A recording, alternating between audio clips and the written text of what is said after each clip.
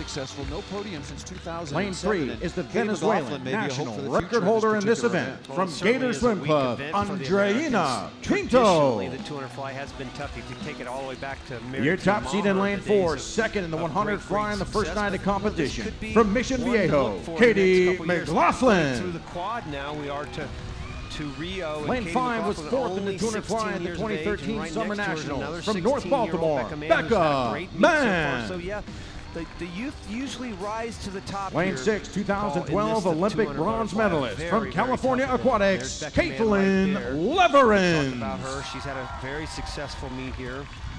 Lane 7, originally from Finland, representing the University of Utah, Petra Soininen. A couple fifths in the 6th. She's right there in the thick of things. Lane 8, competing in her first championship final from Longhorn Aquatics. Please welcome Victoria Edwards. North Baltimore. When she was 14 years old, made 3 finals at the Olympic trials. Couldn't break through, but that's another name to remember. Beisel, Howe, Pinto, McLaughlin, Mann, Leverins, Soninen out of Finland, and Victoria Edwards at the bottom of the pool in lane 8.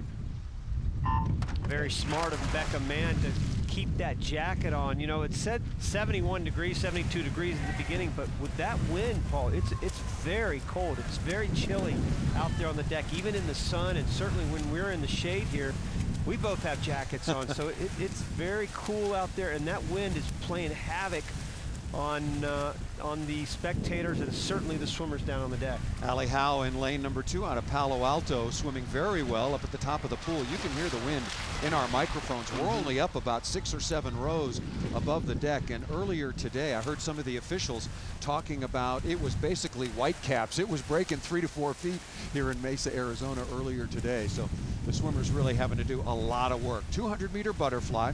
Liu Zige from China, the world record holder at 201.81, and now it is Allie Howe in lane 2 leading, and then after that pretty much a blanket inside of her. Adriana Pinto from Venezuela, Katie McLaughlin in the middle of the pool. Looks like she is going to turn, or is it Becca Mann turning second in lane 5? Hal up there in lane number 2.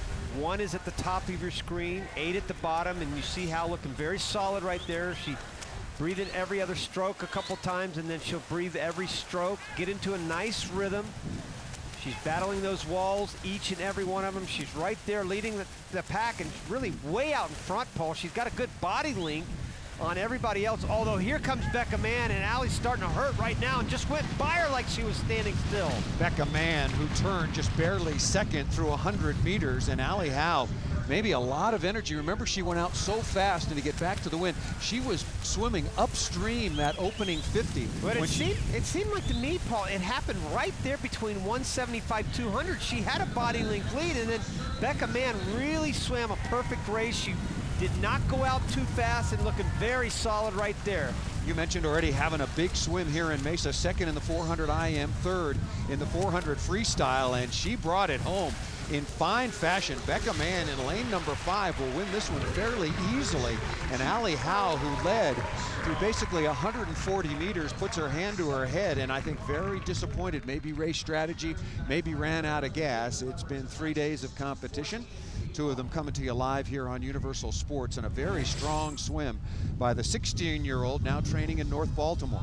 Well, here's Hal right there toward the top of your screen, and you can kind of see Becca Mann and what she's done at the first half of that race of just really kind of getting into her pace. This is a stroke that just that demands so much timing and rhythm and impeccable stroke technique, especially as you go into this last 50, and you can see Becca Mann, what she's done, constantly driving forward. This stroke is leg driven, where you cannot get into a habit of going up and down, and Becca Mann did a great job of doing that into that third turn and into this last 50.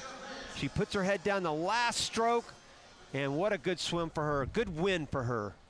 And Becca Mann now joining us down on the deck. And Becca, congratulations on the opening swim here. Strategy enter into it at all with respect to the conditions, because you really came on so strongly over the final 50? Well, I always know that I have a great back half in the 200 fly, just because, you know, I'm primarily a distance swimmer. So I just think having that mental is really great for the closing 50. Well, what's the transition been like for you, Becca, going to North Baltimore? I know you just had a great meet here. It's obviously been good for you.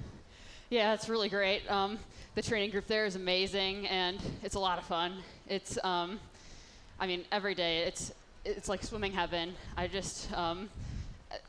mean, it's just so amazing swimming with all those great athletes. They're all so supportive, and they push you every day in practice, and I couldn't be happier with where I am. Well, I know you were happy on that one. Congratulations. Thank you. Great opening swim by 16-year-old Becca Mann, and she tops off a very productive weekend. Third in the 400-meter freestyle, second the 400 IM, and brings it on home with a top spot on the podium in the women's 200 meters.